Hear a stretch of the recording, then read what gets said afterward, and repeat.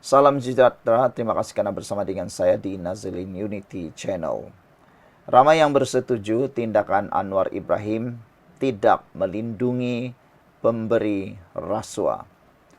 Telah pun disahkan bahawa pemberi maklumat ataupun orang yang ada maklumat tentang kes adun mendapat rasuah, 8 adun mendapat rasuah, dan seorang ketua sebuah negeri, ketua tertinggi ataupun pemimpin tertinggi sebuah negeri mendapat rasuah, telah disahkan bahawa pemberi maklumat itu mengaku telah pun memberi rasuah. Pengakuan itu dibuat oleh beliau ketika satu surat yang telah dihantar kepada Kebawah Yang Maha Mulia yang di-Pertuan Agong. Pemberi maklumat itu mengaku beliau terdesak dan beliau telah pun bersumpah mengatakan beliau tiada pilihan dan dalam keadaan tertekan dan terpaksa memberi rasuah kepada 8 orang YB tersebut, di mana Ketua Pegawai Eksekutif CEO GLC tersebut telah mengesahkan kepada Patik bahawa lesen-lesen hanya akan dikeluarkan sekiranya terdapat YB di belakangnya. Dan bagi syarikat yang tiada YB di belakangnya, walaupun mendapat scoring yang paling tinggi, tidak akan dipertimbangkan untuk memperoleh lesen tersebut. Pemberi maklumat itu juga memaklumkan terdapat video bekas Ketua Pegawai Eksekutif Sabah Mineral Management Sdn Berhad John T. Inggihon menuduh Ketua Menteri Haji Jinor menyalahgunakan kuasa.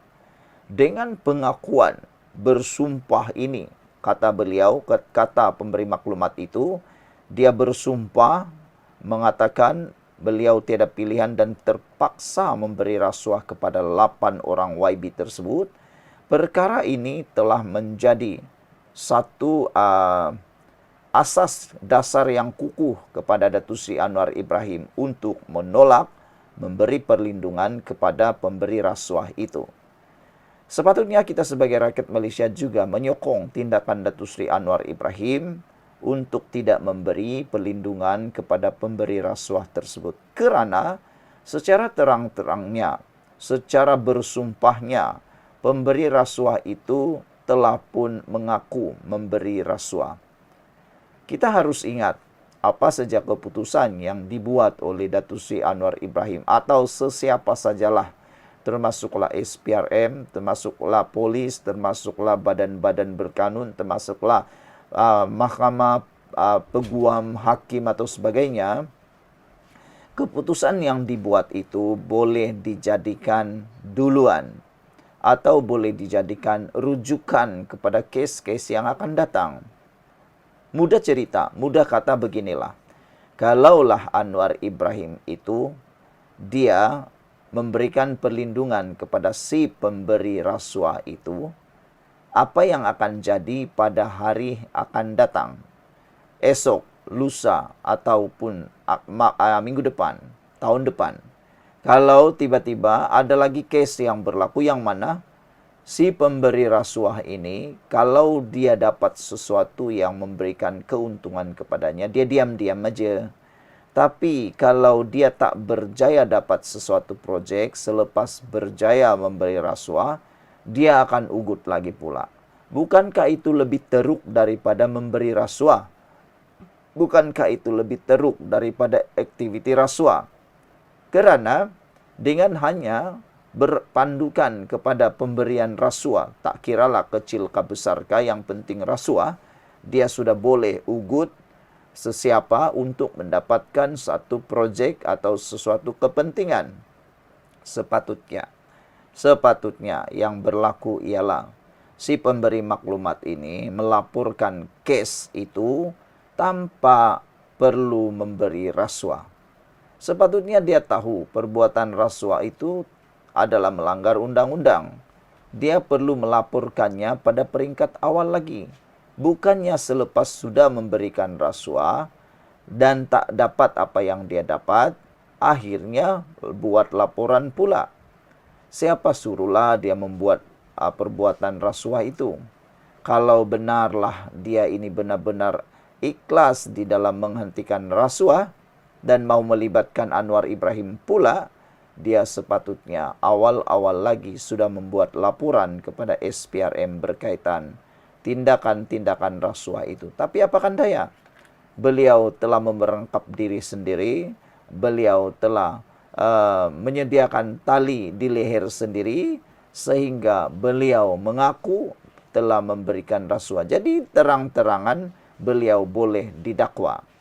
Sebab memberi rasuah dengan menerima rasuah sama saja kesalahannya, yaitu sama-sama melibatkan rasuah, perbuatan rasuah. Jadi ramai orang yang tak setuju sebenarnya dengan tindakan Anwar Ibrahim ini. Kerana apa? Mereka hanya mahu tahu apa aktiviti rasuah itu dan siapa pemberi rasuah itu. Kalaulah si pemberi rasuah ini dibebaskan, tidak disiasat, tidak didakwa, makanya sampai satu saat nanti semua pemberi rasuah tidak akan kena tangkap. Semua pemberi rasuah tidak akan kena dakwa sebab sudah ada duluan. Sudah ada kes yang mendahului, rujukan. Rujukan yang akan datang, setiap pemberi rasuah akan jadi imun atau akan jadi terlindung atau akan jadi akan jadi kebal. Tidak boleh didakwa lagi, tidak boleh lagi dibuat apa-apa kerana sudah ada orang yang berjaya mendapat perlindungan, khususnya kepada pemberi rasuah itu. Jadi, tindakan yang tak setuju dengan tindakan Anwar Ibrahim itu adalah sebenarnya tidak berfikir secara jangka panjang. Kalau fikir jangka panjang, tindakan Anwar Ibrahim tidak memberikan perlindungan itu sangatlah tepat. Kerana pada masa akan datang, kita akan lebih mudah untuk mendakwa pemberi rasuah dan penerima rasuah. Macam yang kita kata tadilah, apabila seseorang itu menyogok untuk mendapatkan sesuatu projek, dia dapat, dia diam.